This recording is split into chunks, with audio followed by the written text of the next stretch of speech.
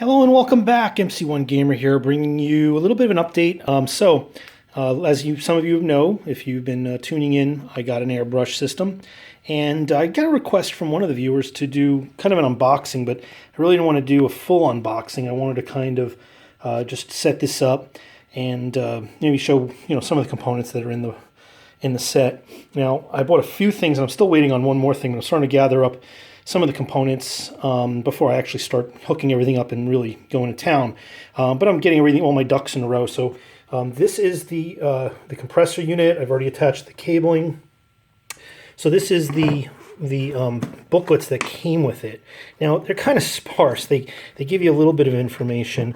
I got my my rubber glove for my left hand. So that I don't get spray all over my fingers, but it gives you some basic lessons on how to get started. It tells you how to put the stuff, no diagrams on how to put these things together, just a step-by-step text, which I'm sure I can go and find some ways to do this online, and probably some pictures if I do a quick searching, but really kind of thin here. They show some pictures of the components that are in the set, but they really don't go and give you enough instruction on how to put it together. And maybe it's just because it's that easy, but I haven't dove into it yet. Gives you some ideas on some of the starting concepts of actually, what to do, how to care for your brush, what the different aspects of the brush. Here's the brush itself. It's a decent starter one. From what I understand, it doesn't have quite the thin spray of, the needle type spray of some of the more advanced brushes, but this is going to be good for my purposes. It's going to talk again more about care for the brush, how to use it, how you hold it in your hand. They spent all this time on that, but not on how to set everything up, which I thought was kind of silly. It shows a couple of their other products. Gives you some basic instructions in the instruction manual. It just doesn't, it points to all the different things, but I think they could have done a little better job for the beginner. So I got a few things. I got this, the cleaning elements that were recommended to me by Vince. Got some of the airbrush cleaner. Here's the jewelry cleaner that I'm going to use. This is the ultrasonic cleaner CD 2800 by I guess it's Boge, B-O-G-U-E or Boke. I don't know. If you know how to pronounce that, more power to you. Got some Liquitex. So this is the Flow Aid. Just recently purchased some more paint. Now, I wanted to get some primers for some of the things that I'm going to be doing. Now, I'm going to be thinning this out. I know this is not specifically airbrush paint, but I think I'm using already, plenty of the GW and Vallejo stuff that I'm thinning out, so I might as well do that. I was going to get some specific airbrush paint, but this is about the best that I could find. And I'm guessing that this is going to work, but I'm still going to thin this out pretty good. As you can see, I've got a bunch of my treemen from the Sylvaneth Army from Age of Sigmar in the background there.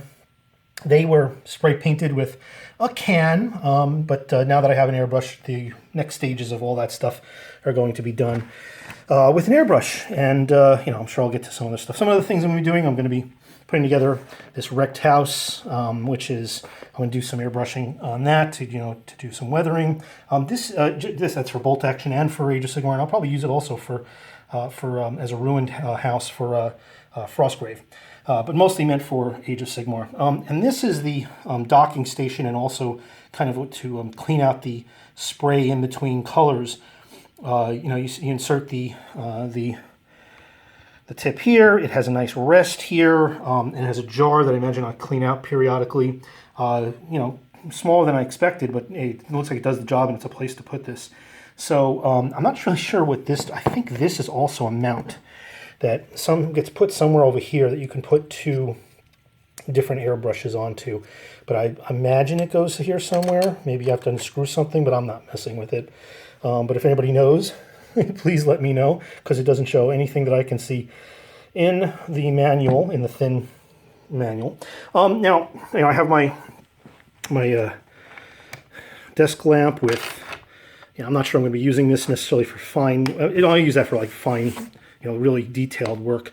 on the models when I do brush painting. We'll see how much I get to do with that. But I'm going to probably just use it for the light.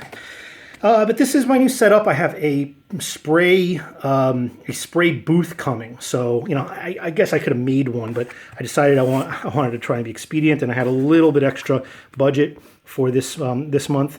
So I went and I picked that up. That should be coming early this week, after the weekend, and then I'll put all this stuff together, and I'll actually start doing some stuff. I'm not going to go play by play on all my airbrushing adventures, but you guys will start seeing some of this stuff and some of the results, because I'll probably get some more stuff painted as the time goes on.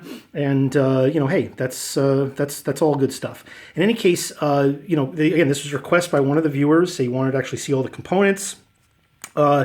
This, in case you don't know, is the top of a creamer for coffee creamer, and I've been using the tops to bottles like this, and I've just been shearing this off and using this part to manipulate, and then putting the sticky tack or whatever on top here, and putting models on top. But sometimes the models are bigger with the round bases or whatnot, and they don't balance well on that, so I need something a little bit bigger. And rather than just get the cork one, you just use look, this is how you do things on a budget. You use this is right around the house.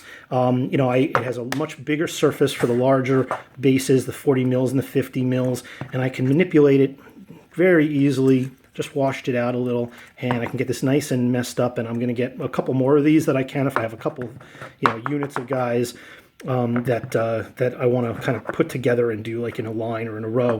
So I'm going to be probably collecting lots of these as we go through creamers, and it'll be another thing that my wife, when she looks at my workstations and my supplies, and just has this like what the fuck look on her face, rather than explain it, don't try to explain this stuff to people who don't know the hobby. They always look at you like you're absolutely crazy, and in some ways we are. So, but that's one of those things we could find, just household appliance stuff, household items that'll really make the job that much more, the whole hobby a little bit more cheaper, rather than spend premiums on things you don't need. I mean, it's easy to get these caulk, but still, why pay for it when you're already paying for something that is probably going to sit in a landfill? I'm going to go and have these. I'm going to be recycling these things eventually, but they're going to go in the plastic containers for recycling. But I might as well, in the meantime, use them to my advantage, and rather buy something that I already have sitting in the house. In any case, here you go. That's my setup minus the spray booth. Hope you'd enjoy, and have a great day, everybody.